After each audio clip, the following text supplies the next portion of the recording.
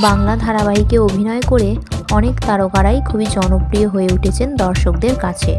তাদের মধ্যে কিছু অভিনেতা অভিনেত্রী এত জনপ্রিয় হয়েছেন যে তাদের ছোট পর্দা ছেড়ে পাড়ি দিতে হয়েছে বড় পর্দায়, এবং দর্শকদের ভালোবাসা ও আশীর্বাদে তাদেরকে আর পিছনে ফিরে তাকাতে হয়নি। অভিনেতা ইয়াশ দাশগুপ্তা, মিমি চক্রবর্তী, অভিনেত্রী ইধিকা পাল সকলেই ছোট পর্দা দিয়ে নিজের কেরিয়ার শুরু করলেও বর্তমানে তারা জনপ্রিয় চলচ্চিত্র অভিনেতা এবং অভিনেত্রী। বাংলার জনপ্রিয় সুপারস্টার দেব, তিনি তার চলচ্চিত্রে তার বিপরীতে সহ অভিনেত্রী হিসাবে বারবার বেছে নিয়েছেন টেলি তারকাদের।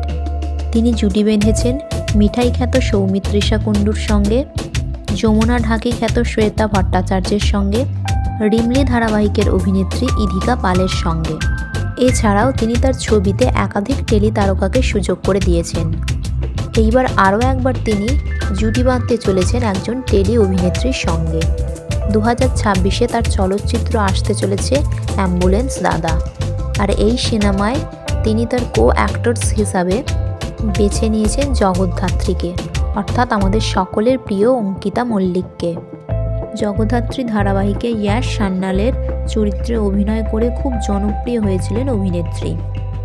নতুন ধারাবাহিকের সুযোগ করে দেওয়ার জন্য এই ধারাবাহিকটিকে রীতিমতো জোর করেই শেষ করে দেওয়া হয়েছে।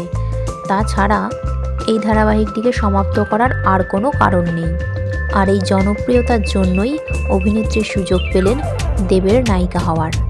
সো বন্ধুরা, আপনারা আপনাদের প্রিয় অভিনেত্রী জগদ্ধাত্রী অর্থাৎ অঙ্কিতা মল্লিককে বড় পর্দায় দেখার জন্য কতটা এক্সাইটেড নিচে কমেন্ট সেকশানে জানাতে ভুলবেন না।